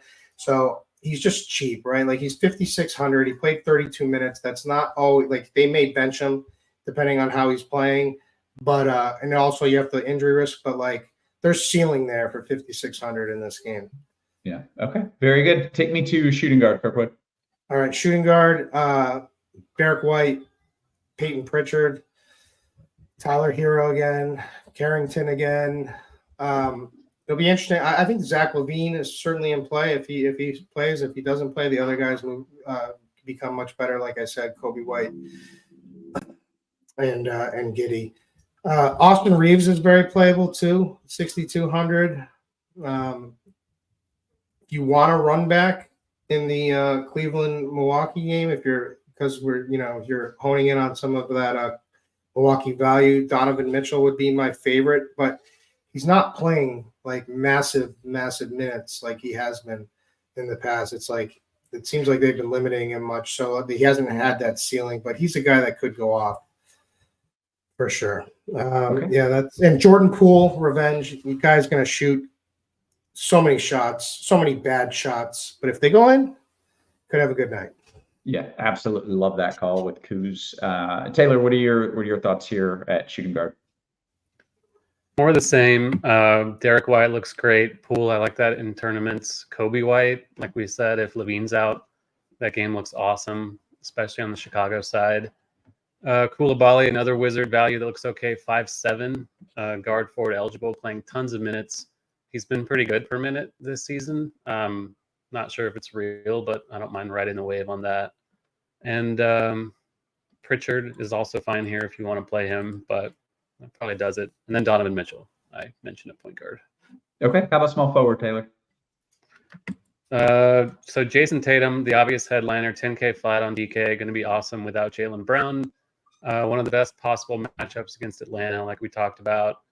Kayshawn George is another Wizards punt. I think he's under 4K, small forward only, but it should be there for him in this spot. Koulibaly, you can also play here. Josh Hart, the minutes are always there for those Knicks guys, so I get it, but projections love him. I don't love that game against Houston. A couple of good defensive teams don't play at super quick paces, but if you're landing on Hart, I don't have a problem with it. Okay, Kirkwood, you got a few small forward names for me? Josh Hart, Jason Tatum, Cam Johnson, as my boy Butthole, who's in chat, was just talking about. I think that's a really good play. 5,800. Memphis clogs up the middle, forces everyone to take outside shots. Cam Johnson is a guy and Cam Thomas, both of those guys are going to be the guys chucking. So I like both of them, but you get the discount for Cam Johnson, 5,800.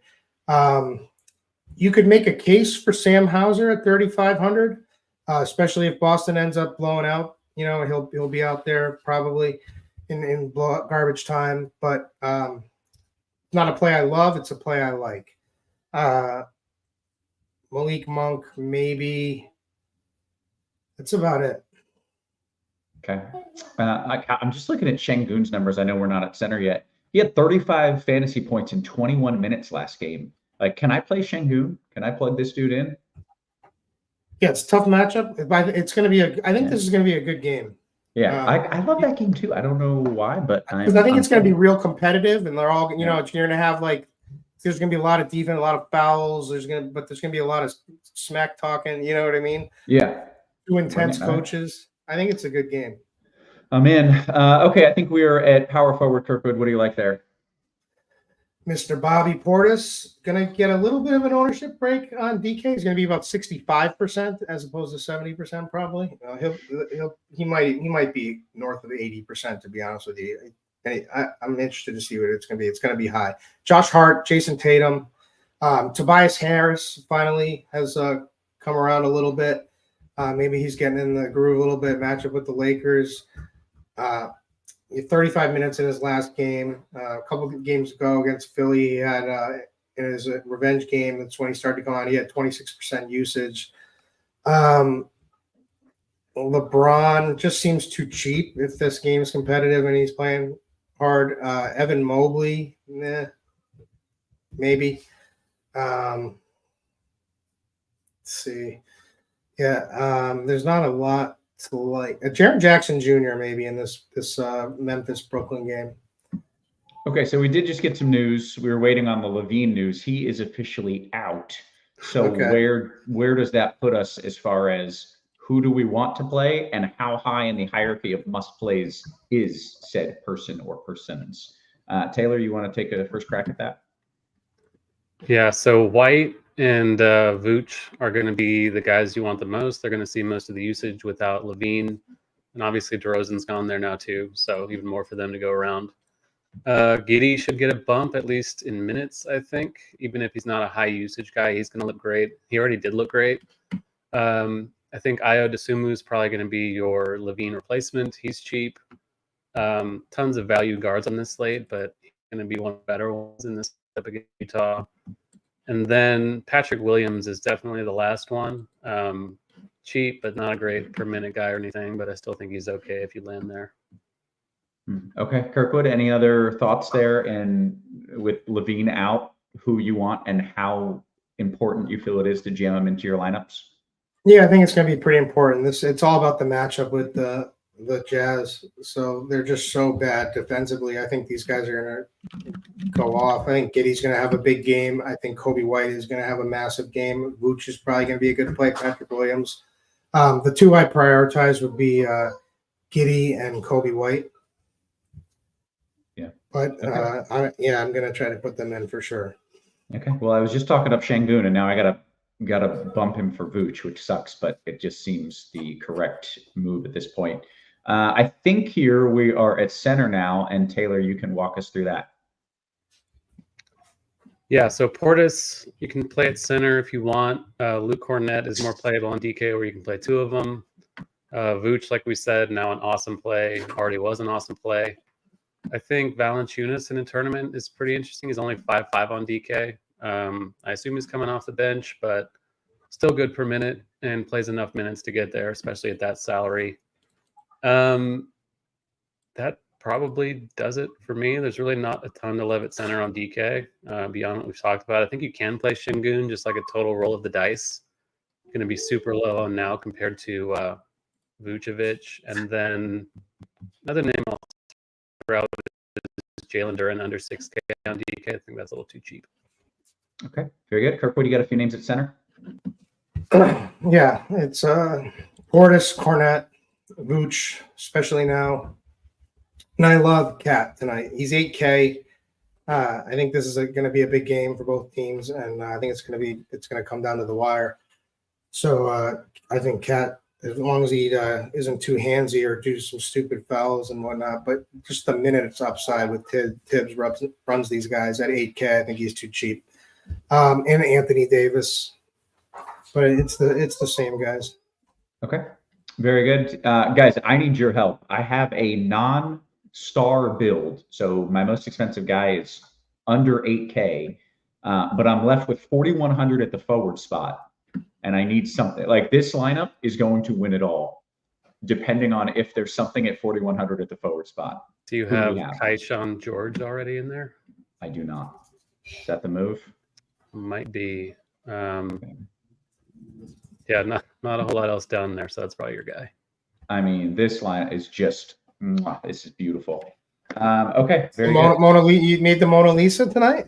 This is it. By the way, I didn't mention this, but on Friday, I like 10 or 12x'd my my entries. I won I put in $2 or $3 and won $50. So that was cool. Good job. Good advice as always from the RG crew.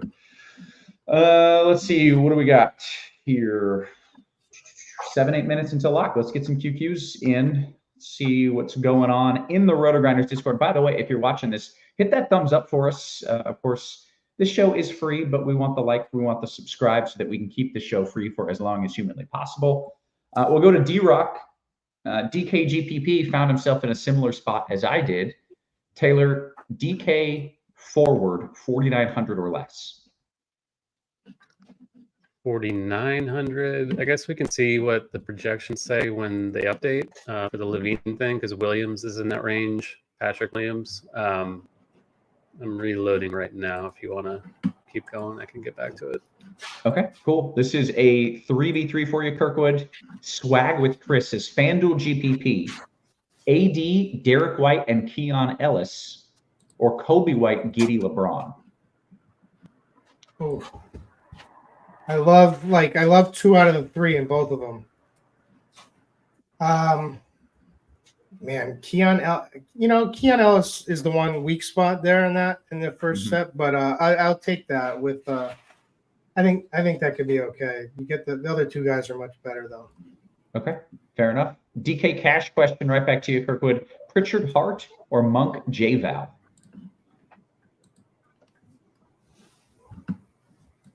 Pritchard Hart. Okay. Taylor, did you get projections on that one yet or no? I don't think they've updated, but Patrick Williams already looked okay. So I think that's probably your guy. You can play Kispert, but I think I feel better about Williams. Okay, very good. Let's see what else we've got. DK, GPP, Taylor, Schroeder, and Josh Hart, or Towns and Rui. Rui, not a name that has been brought up yet. Who was with Josh Hart on that one? It was Schroeder. I think I would lean the Schroeder one. Okay, very good. DK Cash, Taylor, right back to you. Brunson and Pritchard, or Lillard and Carrington? Lillard, Carrington, I think. Okay. Blink 182 says Kirkwood, is Collins overpriced at 6,600 on DK? I'm using him in a large scale tournament. I've got 6,900 left at that forward spot, and I don't see anybody that I like better than him. He wasn't too on my radar, but I think he's fine. I think he's a decent. He's not a bad play. So Collins is fine. He could do some damage in this game. It's going to play kind of sloppy, which is good for him. Let's see, Markkinen is out, but I think we were counting on that, right? Yep. Yeah. Doubtful. Does the Levine game lock right at lock? No. I think it's an hour later. Okay, because I need some time. Actually, an hour and a half later. Yeah, so pick your one. All you need to worry about right now. Well, actually, because then the 7:15 start coming, but right away, you got to pick your bucks. Yeah. And okay. Then good, because I need time to do a little juggling to get a little more. And Portis is probably the only one you absolutely need. Yeah. Let's see what else we've got here. How many bulls are too many bulls, Kirkwood? I don't know. I haven't seen the new projections, but it's all about salary. So, I'm not one to usually put huge limits on, but I think 3 is fine. Yeah. Okay. Up to 3. Great. Taylor, FanDuel single entry from our guy Jay Sams. He says, assuming Zion is out, which guard do you leave out? GTA, Giddy, Kobe, White. I've already got Vooch in this lineup, or possibly could play all 4 Bulls with Collins. I think I would leave out Alvarado. He's a little pricey I was now. like, who the hell is GTA? I couldn't figure that out. Okay, sorry. Yeah. Okay, Alvarado. Let's see what else we've got here. DK Cash question, Taylor. Drew Holiday, Cam Johnson, or Derek White and DeSumo? Second. Okay, we'll go to Hammer's question. This is interesting. In the util spot, Kirkwood, you want Edie or DeSumo? DeSumo. I'm not. I think Edie stinks, to be honest with you right now. I don't think he's ready. Okay. Defensively, I mean, I haven't watched any of his games, but I think defensively he's getting embarrassed out there from what I've heard. Darren says, DK GPP, Kirkwood, right back to you here.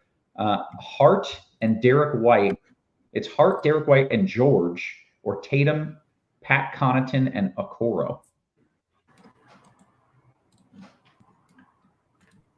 It depends. If you're real deep GPP plays, the second option. But if you just want the correct, better plays, it's the first. Yeah. Okay. Taylor, we'll go to a question from Brandon. By the way, if you're watching this, you've got about 2-3 minutes until lock and to hit that thumbs up for us. Brandon says Carrington or Ayo, however the hell you say it. Ayo. I think I would go Io now. Thank you for correcting me without being a dick about it. You just said it the right way. That was nice. Is Gobert out? We don't know yet, correct? Correct. We do not know. Yeah. Save that spot for Nasty Nas. Derek says, is Portis a lock in 3 max? Yes. Probably. I think. Yeah. DK util 4,600 and under. Kirkwood, I'm going to put you on the spot and make you do the work on this one. 4,600 and under on DK. Any position. What do you like? All right. I'm just sorting my salary here. It would have to be. Jeez, I hate these because of my salary. This thing's not sorting. All right. You would play. Well, the Sumo AO is probably the best play now. Just does so much on the stat sheet, so he would be the guy. Okay. Very good. Anger says, how about some slate breakers? Let's each give one slate breaker. It could be someone chalky. It'd be more fun if it's not, but I'm not going to stop you if you come with like a Tatum. Kirkwood, a slate breaker. Anthony Davis, always. God, I love that. Taylor? I will take Brunson. Okay, now I got to pivot. I'm going Şengün as my slate breaker, even though I had to pull him out of the lineup. I still think he's going to have a monster game. But I like it. I like all these guys. Let's see. Thoughts on Claxton with no Ben Simmons or Clowney? Taylor, any Claxton? Yeah, I wound up with a little Claxton on FanDuel, which I didn't anticipate, but I think it's okay. Okay, very good. We've got less than a minute. In fact, we have hit the lock at that. We did get this question from Mike that I missed. I accidentally skipped over it. Pick one, Vooch, Cat, or Donovan Mitchell. Kirkwood, Vooch, Cat, or Donovan Mitchell. Those are all, I like them. Vooch is probably the correct answer, but I'm saying Cat. I think Cat goes off tonight. And I hate Cat. I hate Cat too. I don't like him. I don't know why I don't like him. Yeah, he's always complaining. He's always doing stupid things. But I think he's going off tonight. Yeah, I also don't like big men who get out rebounded by guards. Like if Josh Hart out rebounds you, like I just typically don't like you. Hey, do you guys want access to some of the most advanced NBA data in the market? You can get shot quality projections for Lineup HQ. You can get 1 month of access for $40, yearly for $200, or if you just want to give it a test run, 3-day pass is $9.99. I actually don't know how many rebounds Cat averages. Maybe I was wrong when I said he's getting out rebounded by Hart. We're going to end it on that note. We're going to find it out. Cat stats. Cat stats. Yeah, I'm wrong. He's 11 rebounds. I'll shut up. All right. All right. Hey, that's a good way to end things with me being wrong. That is typically how we start the show and now how we will end it. So for Kirkwood, for Taylor, and for our wonderful production crew, always working hard behind the scenes, guys, we appreciate you. We love you, and we will catch you tomorrow. You have been crushed.